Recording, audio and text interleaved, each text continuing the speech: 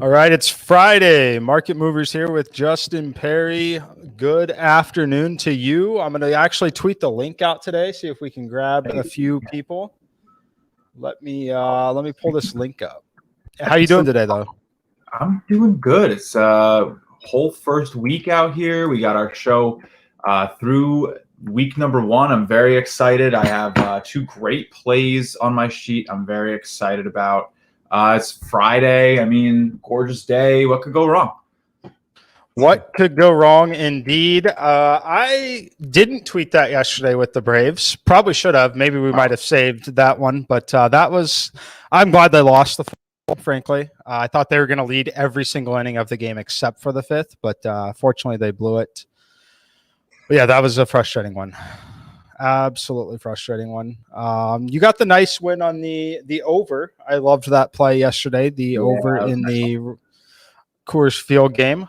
All right, let's talk about. Let me send this tweet off. Sorry, guys, I'm a little distracted here trying to send this tweet off. Mike was arguing with people on Twitter, so sometimes he runs late. Yes, I was late because I wanted to tweet. I do enjoy tweeting and interacting with all of you, usually in good fun. I want to help make you smarter, make better decisions, allow you to bet longer. It's in the best interest of everyone, frankly. If you're Oh, we lost Mike. Mike, you're muted somehow. Yeah, can't hear you. You got the little mute button. But all right. My guess is Mike was going to be saying, "Oh, are you back?" The mute button went away. Back. What was that? Like literally 5 seconds. 5 seconds. You're good. You're good. Just 5 seconds. Interesting. Yeah. All right, guys. Well, I'm back. I've sent the tweet about being live with you now, I believe. It's up. Yeah. Okay, cool. Let's break down the slate. We'll talk about one of the tweets that I have because it is a play from an odds boost. The only way you can really play this is on the odds boost from DraftKings. But there's a play out there at plus 514 for the Kansas City Royals to score in the first inning against Lucas Giolito today. They are on the road in Chicago. Do you have any thoughts on this? Do you agree with where I'm at on this play? Do you hate it? I mean, mathematically, I'm with you. Taking the extra points on the odds in a situation like this where the model says that, it finally becomes worth it is interesting. I mean, I'm always skeptical of odds boosts. I mean, usually my opinion is that books don't offer it unless they want/need the action on the side. I mean, they do hit. I mean, I have heard plenty of people in your Discord sort of talking about, that's 0 for 11 on odds boosts, or these things are a little tricky. I don't have a lot of experience with them. Again, being a New York bettor, we don't get any fun DraftKings FanDuel lines for the next 8 months or so. But no, I'm with you in terms of the mathematical probability. It is probably too good of a value to not, put a reasonable size bet. I think, it's probably important for people to understand that you're not even sitting at you're at 5% of your unit on that. So correct. So that's the other thing I would like to. I mean, I haven't put that on Twitter. It's a little obnoxious to tweet things that out. But we can talk about it here a little bit. So my unit size when I'm betting a Major League Baseball game is $1,000, give or take, just a little bit, depending on how the bankroll is. I play roughly 1% of the bankroll on a play. Sitting around $1,000 is what I'm playing for a Major League Baseball game. So this odds boost has a maximum wager of $25. So the $25 compared to, as you were saying, as a $1,000 bet, it's a relatively small bet. I have some people taking me up on the offer and wanting to bet via Venmo. That's fun. That's fine. We'll still obviously giving myself the odds boost. I'm going to try to get $100 down on it for a tenth of a unit and turn that into $600-700. We'll see what happens there. Yeah, I mean, look, it's a good wager in the sense that you're probably getting your money's worth, right? And at the end of the day, that's kind of what we preach around here. We talk about, when we lose, we like to identify spots where we think the market's going to be worse at the end of the day, where if you took it later, you'd probably be losing worse. And again, for the casual bettor, for the person who's really just I need a winner today, That's not going to sound so appealing. But if you are the type of person who is placing hundreds of bets a year, I mean, that's everything. And again, broken record, but it's important. We don't want to lose extra bits of our units. We don't, and on the other side, we want to take little bits of value where maybe we shouldn't normally get them. And that's going to make you a better in the long term. Yeah, and last little bit on this one is I think that you kind of mentioned it, right? An odds boost is an odds boost for a reason typically. It's a promotional tool. It is not something you're typically going to want to participate in unless it's a team to score a point kind of odds boost that they offer for new customers. These continual ones, they actually have some of them when they're parlay type bets that if you actually go look at the book and try to make the parlay, it's worse odds on their odds boost than it is if you were to actually place the bet. So you have to be very careful with them. That's why it probably surprised a lot of people to see me tweeting about an odds boost. But it was one that I did check and, hey, I saw an odds boost. And guess what? With the odds boost, we actually created a little bit of an edge. That is incredibly rare. It's the first game of the day. Knowing that the max bet for me is $25, that's it's an entertainment play. Like I'm going to get to watch the game. It's going to be fun. There is an edge. It's not a minus EV situation. So that's why I tweeted it. I know a lot of people like to play along with it. But I had the tweet on Twitter. Someone's like, $25 says they don't. I was like, well, obviously there's a damn good chance it's not going to happen. Over 80% chance it's not going to happen. And that's what I obviously replied back with. The price isn't $25 for you. It's $153.50. If I'm correct, I will gladly ship you the $25 if they don't score the first run. But I'm not placing this bet and just taking an even money bet on something that has an implied probability of like 17%. Like that's just not going to happen. Right. That'd be like saying I bet you like $25 that you're gonna get any number but one on a dice. It's like, well, not for even money. It's just like the probability of the event needs to be factored into what you're paying. And again, I mean, I think you'll see this all the time. I mean, I actually bet with my friends all the time, especially in New York where we have 20-cent rakes on offshore books.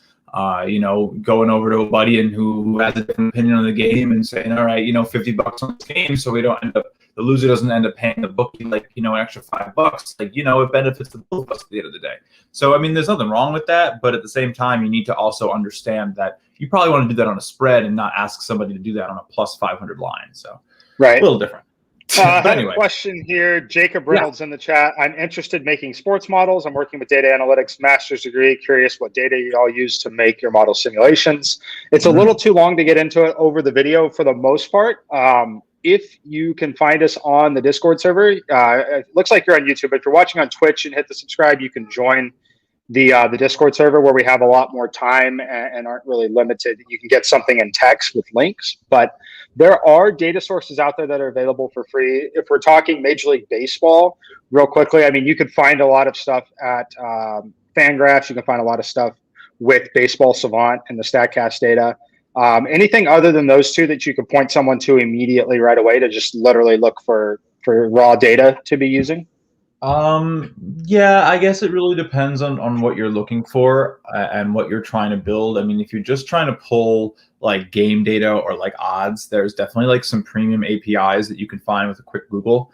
I know that I actually had someone build me a data scraper because I could have taken the time to learn the code, and I do have some experience with it, but like, pulling information off of sites isn't always super easy, and you sometimes can be limited by what sites sort of have it accessible.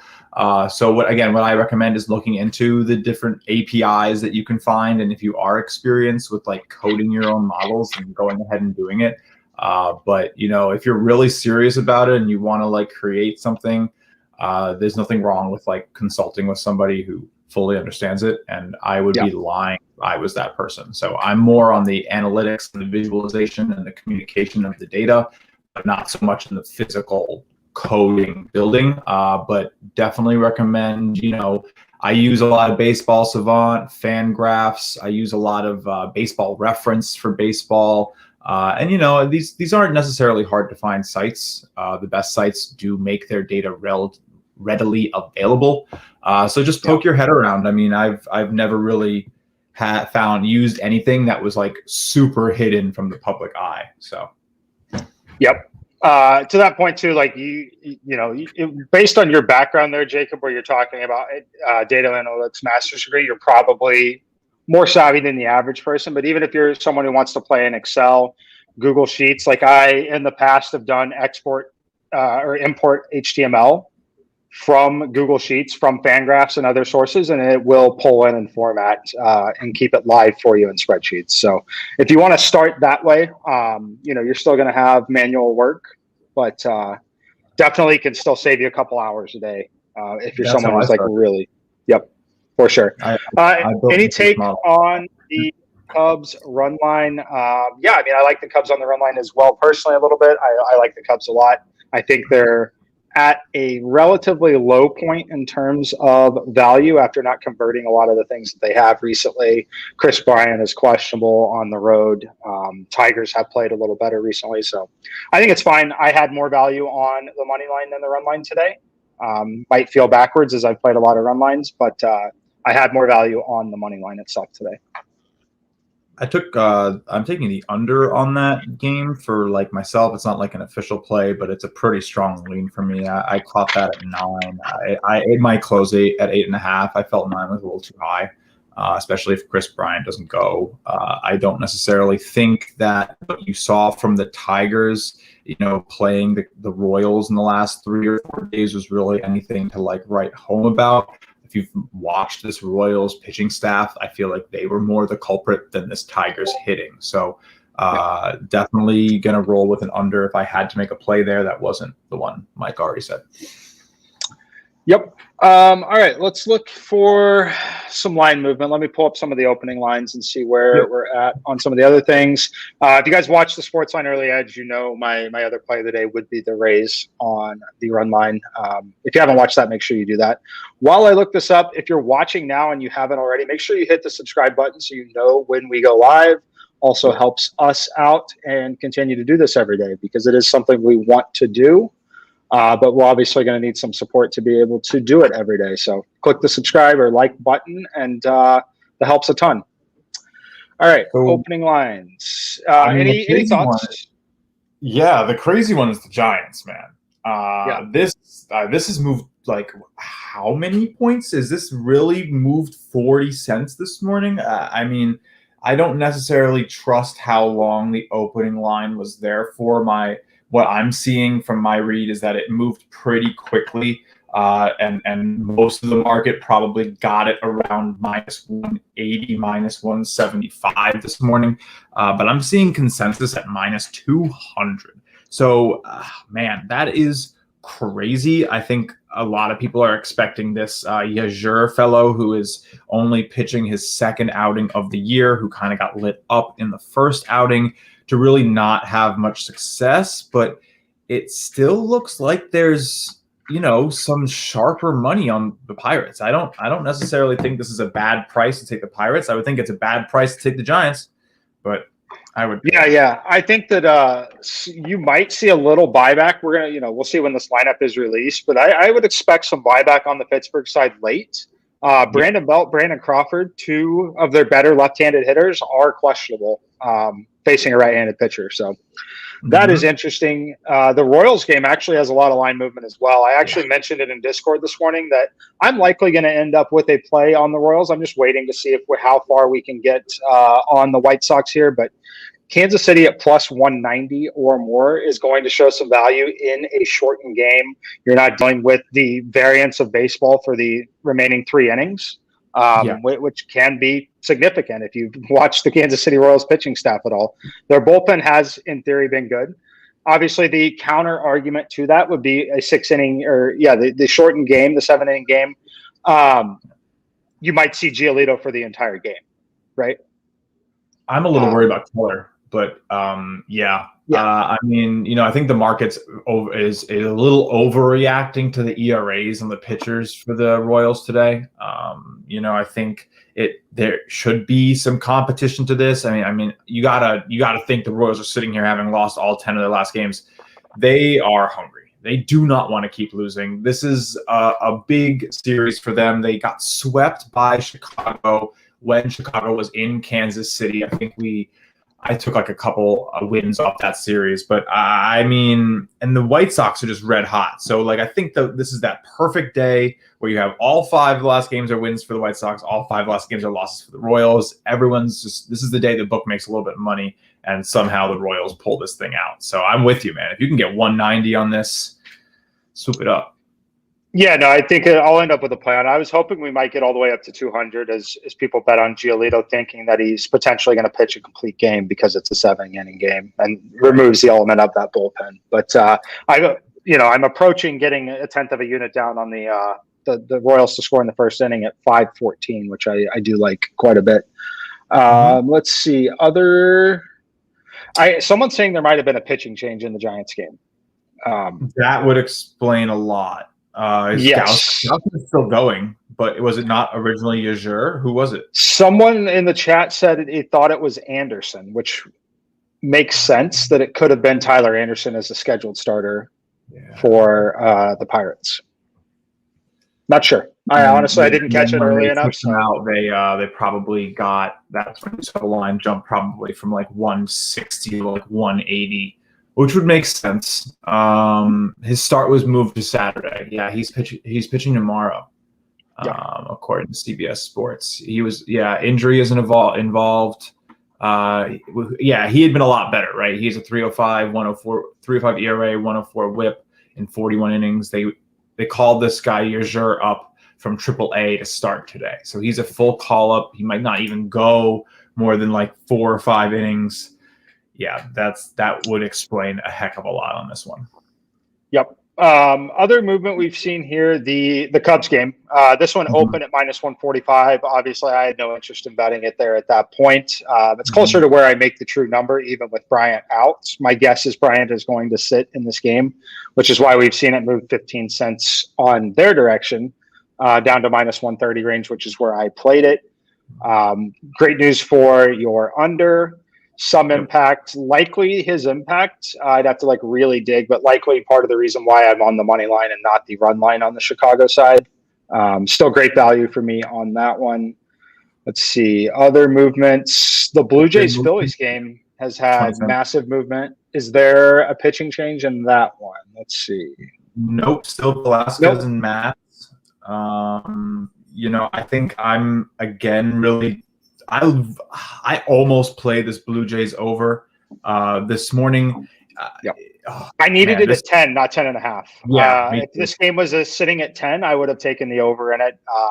My median run number on it's 10.7. It is over the 10.5 number, but I feel a lot better, and I like it depends on where you can get it, right? If I could get it 10.5 at +110, then yeah, sign me up. But I don't think that's going to happen. I think you're still going to be juiced -110. Yeah, so it's we've missed that one, or it maybe never opened in a spot. But the lean, if you want to get crazy there, the lean is most definitely the over in the Blue Jays game. Massive VMI for both Philly and meaningful for Toronto, even though it is the place that they're playing as their home games. Very low air density, 14 miles per hour blowing out, super clear night. Going to be ideal hitting conditions for sure. Another lot of movement on the Washington game, almost 30 cents for Washington. My guess is that this is just the market sort of trending towards Scherzer. This is a clear spot, I think, where the Diamondbacks are going to actually have value at 165. I don't know that I would play it, but if I was just walking up to the lines and I had an edge on Arizona, which I personally don't, I would grab this. I mean, Scherzer's good, but he's not undefeatable. He's 2-2 this year. I mean, for whatever reason, they don't always give him a lot of run support. And I think that Riley Smith, a righty, could, prove a little troublesome here for the Nats, who actually burned me yesterday by getting out to a hot start, but actually didn't do much for the rest of the game against righty Elton. So traveling to the desert today from being in Washington, going to be an interesting game. I do think that Arizona has a bit more value than they're being given. Yeah, I could definitely see that. One thing the Nationals do, or at least we're projecting them to do when Scherzer's in the lineup too, that I love. We used to see it with the Cubs teams at times with Madden. they're going to bat the pitcher in the 8 hole instead of the 9 spot. I love having Robles, who, when the team isn't healthy, Robles is a leadoff hitter, could potentially be a leadoff hitter. Having his speed down in the 9 hole, hitting in front of Turner and Soto, I do like that. Just personally, that I do like that. I think analytically it is a sharper way to go. So it's always nice to see teams doing things that I think are sharp in that point. But I have no interest in playing that game. Well, unfortunately, you get into like the probabilities of the 8 hitter getting up that one extra time that the 9 hitter doesn't, and it becomes so slim, right? That difference, like you're hoping you get to avoid a little bit more of pitcher involvement if he's in the 9. But, are you trading something off by not having a decent hitter in front of your top of the order guys? And I think we both agree that that's pretty obvious. Yes, you do lose more than you potentially gain by hoping by some luck an inning, doesn't start with your hitter or your pitcher or something. So they're doing it wise. Some good movement on the Dodgers today and the Indians too, but against the Indians. Dodgers are playing the Marlins. Oh, yeah. You mean? Oh, yeah. I see what you're saying. Yes. The late game. We're seeing the same thing we saw yesterday with the Indians, right? Continuing the roads, but they open and immediately, or not necessarily immediately, but by this time of which is still morning for most of the world, it's 20 cents against them instantly. Definitely some action out there looking to fade the Cleveland Indians while they're on this road trip in Seattle. I don't hate it. No, I certainly don't hate it. They got the win last night, but I definitely don't hate it. I'm trying to see where some of my numbers. 5-0. He's pitching against Flexen, who's actually been really nice too.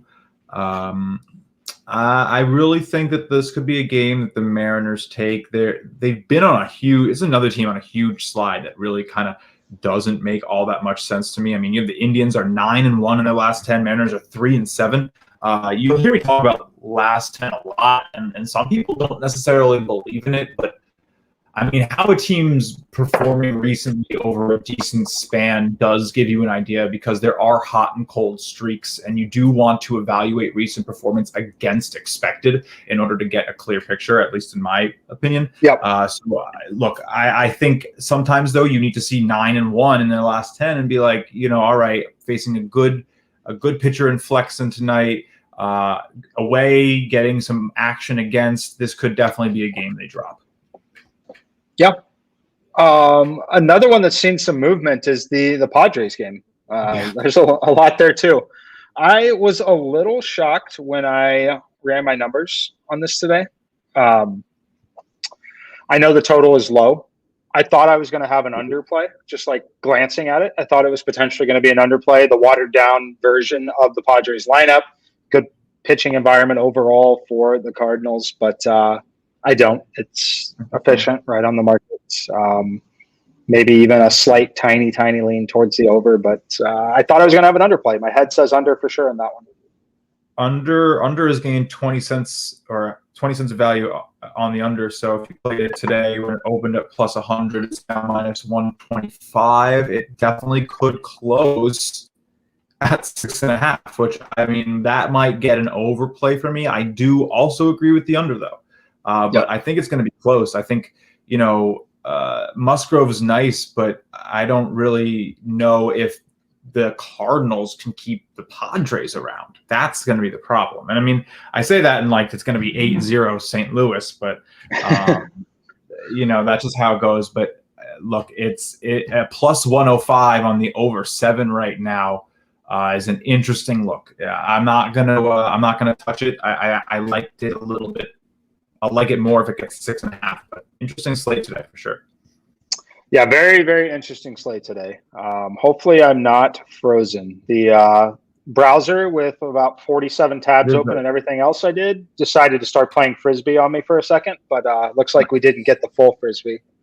Just a quick toss. I'm very interested. I just wanted to talk really quickly about what I tweeted about this morning in terms of like these underdog trends and talking about how today being a Friday might impact markets and also might impact results and what you sort of see as a result of the day of the week. And, Friday we start a new series. 90% of teams are starting a new series. I know like the Reds are still in Colorado and such things like that. But I mean, most of these games today, actually Texas and Houston played yesterday too. But most of these games are a new series. So when that happens, you normally have a favorite team knowing, all right, this is usually Friday baseball. We don't normally have Friday day baseball. We get Friday night baseball. You have people tuning in finally after not watching all week to check in on their team. Friday is a day where the favorites win the most. And I don't know if it's going to continue all year, but it has been dramatic. It's ridiculous. Friday, Saturday, and then Monday, the other day the series starts, are the best days to take favorites this year. And then underdogs just reign on Tuesday, Wednesday, Thursday. And it hasn't stopped. And I'll let you know when it stops, but it's crazy. That's definitely interesting. Are we looking at any of it when they're home or away favorites? Dogs. I could combine that. I don't have the numbers at the moment. I do know that the away dogs have been really nice on the year, and that recently that the home dogs have started to take a hit, which has allowed the favorites to start creeping up towards like 50-50 percentage mark. But we're still like plus 40 units for the year, even though we're at that 50-50 mark. Yeah. But I see it normalizing, especially as we get into the summer months more. I'm excited to see the books adjust to the summer. I love summer baseball, higher scoring games, blah, blah, blah. For sure. We'll see. It's been a very, very intriguing open to this MLB season. Yeah, I just peeked at the VMI for the. I almost felt like there had to be an error, but then I realized it's because they were playing in Colorado, which really supports my heads under. And I probably maybe need to be baking the VMI for teams off of extreme road trips a little more into the simulations when it comes to this, because the VMI, the negative VMI for the San Diego Padres is, I think, the biggest negative I've seen ever. It's huge. Right? Minus 15.3. It is also negative for the Cardinals. I think that's probably why you've seen the market drop 20 cents towards the under. Probably an oversight on my end, probably a mistake from me when I thought that it was a clear underplay before running the sims. I think that while I shouldn't be baking VMI in significantly like that yet, I think that I should be manually reviewing some of those spots ahead of time, because I think that I likely would have ended up with the underplay, especially if it would have been at 7.5 for a quick second. Yeah. What was it at any time though? I don't know that it really was. Did it open there? I thought that it did. I'm getting some frisbee, but you know how it works. Nope, looks like it was 7 the entire time. You're right. It was 7. It opened at under 7 minus 1 plus 100. That was even money, which is really nice. That I wish I grabbed, but you know what? C'est la vie. I think we probably have some really nice value on the board. I know I already have like 5 or 10 cents on my Dodgers play, and then the over. I think I have about 5 or 10 cents as well on the over 8.5 today that we got featured on the early edge. Very excited about both of those plays. I'm going to be very sad if Schumacher doesn't live up to his 6.4 FIP. So we'll see. It's going to be a good one. Connor says parlay all the favorites. Definitely not something I'm going to be doing, but you could find a few that you like. I think there's a few good spots on favorites today. The Rays being one of them, I think, is a very, very good spot with Glasnow on the mound. I'd try to like find the ones where you have like a low predicted score for the opposition, and then parlay like your favorite ones of the favorites on a run line. I don't necessarily think that you're going to be very pleased when like your minus 200 Giants somehow drop this game to the Pirates and kill your whole parlay. I know Mike, I'm pretty much like a Mike coaching tree disciple at this point. So I really don't play parlays. I learned the hard way a long time ago when Mike first explained it to me, why you sort of are passing up on value compared to straight bets. I still will occasionally. I get sort of tempted into it when someone tweets at me that they parlayed all my picks and I went 4-0 and they won $10,000 and I'm just sitting here with my 4 units. But you want to know what? In the long run, the straight bets are going to win out. So for sure, no doubt about that. Look, I mean, if you really need to parlay something, I can't even believe I would give you that advice because I think it's terrible advice. But obviously bet on aces if you want to do that. So I guess Max Scherzer, Tyler Glasnow, the 2 closest things to an ace pitching today. Agree. After that, I think it's probably Musgrove or Kershaw. But I mean, if you want to get silly and play something you're not going to be able to play consistently and have some fun on a Friday night, sure, throw the Padres, Dodgers, Rays, and Nationals in a parlay. I don't even know what it comes back at, but I won't be doing it. I don't really recommend doing it, but yeah. There's Kershaw on the slate. There's Gausman. There's Giolito, Musgrove. And then after that, you have Alcantara. I wouldn't trust him. He's playing the Dodgers. Kluber has the Orioles. I kind of like the Yankees in the spot. Savale for the Indians has the Mariners, again, who we know are sliding. I'd be a little weary there. Greinke against the Rangers. That one I kind of like, actually. And then after that, I think there's only really 10 trustworthy, and then maybe 4 or 5 aces, maybe 3 aces on the slate today. Look for, I always go with pitching. I always run, left versus right, expected on base average, expected run production. All these things are really important. So, I would never blindly say blanket statement, bet the favorites. Take the favorites, take the knowledge that that they're going to be pretty high probability to win today, and then dive into the stats and find some good matchups and then parlay some good edges. That's how you win. All right. I'll tell you what I'll do for today, because I never bet parlays ever. I rarely bet the odds boost that I tweeted about. But after the odds boost hits and I take some Twitter followers' money via Venmo, what I will do is I will play a 5-leg parlay because you asked the question and want to. It'll be the Yankees, the Rays, the Astros, the Nationals, the Dodgers. Wow. So it's going to be Kluber, Glasnow, Greinke, Scherzer, and Kershaw. That comes back at plus 745. So I'll toss the $100 on it that I potentially take from at least one of the Twitter followers, have some fun with it. But I never do that, and I don't recommend it. So I want to preach that because it is a good way to ensure that you're going to lose money. I mean, so what did you say? It was plus 700 odds? So we're 745. Yep. So, that translates to pretty close to a 1 in 10 shot. You're getting pretty close to that. So, don't expect Mike to win this. One of those teams is going to let you down. So the implied odds on that are 11.8%. If I had to run it through the simulations, I'm sure my actual odds on that are going to be around 8% at best, at absolute best, knowing that I like the edge on the Rays. That's going to help prop it up quite a bit.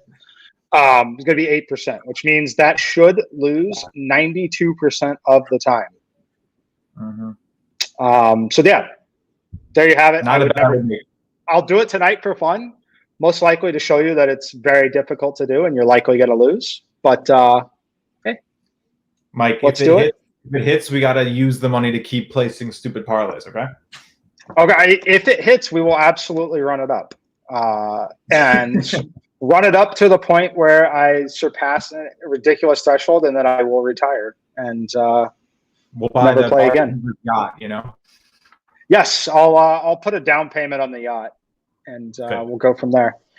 All right, guys, I think that's going to do it for today. Got about 35 minutes in. We will be on Twitter or Discord. Make sure you go over to Sportsline. Got Justin's stuff up over there. I'll be back on the early edge again tomorrow and pretty much every day, I think. I don't know when. I think I've been on there every day for months in a row. It's you haven't missed a day in ages. 7 days a week, 365. But name the 5 teams one more time. Okay. Let me see. I think I already closed it because it's not something I would ever do. There it is. It was the Rays, the Nationals, the Yankees. Did you say? the Astros, and then the Dodgers. Forgetting So last time, I'll run through it really quickly for you. This is the donkey parlay of the day that you should not bet, but here it is. There we go. I don't even need a soundboard when I've got Justin over there. Not me, dude. New York Yankees, Corey Kluber on the mound. Tampa Bay Rays, Tyler Glasnow on the mound. Houston Astros, Zach Greinke on the mound. Washington Nationals, Max Scherzer on the mound. Los Angeles Dodgers, Clayton Kershaw on the mound. At William Hill, that's going to come back at 745, likely going to be between plus 700, plus 815, depending on where you're shopping. Good luck. I have not run the numbers on it, but I can tell you there's at least a 90% chance it is not going to hit based on the simulations. Probably 92 to 93% chance of this being a losing ticket. And with that, we are going to be out, but we'll be back tomorrow. Thank you all for tuning in. Last call, hit the subscribe button above. If you want to join us on Discord and you're watching over on Twitch, or you want to hop over to Twitch, you can join us over there. Hit the subscribe button. Join us on the Discord server. Come hang out. And that's all we got for today. We'll see you guys tomorrow. Peace.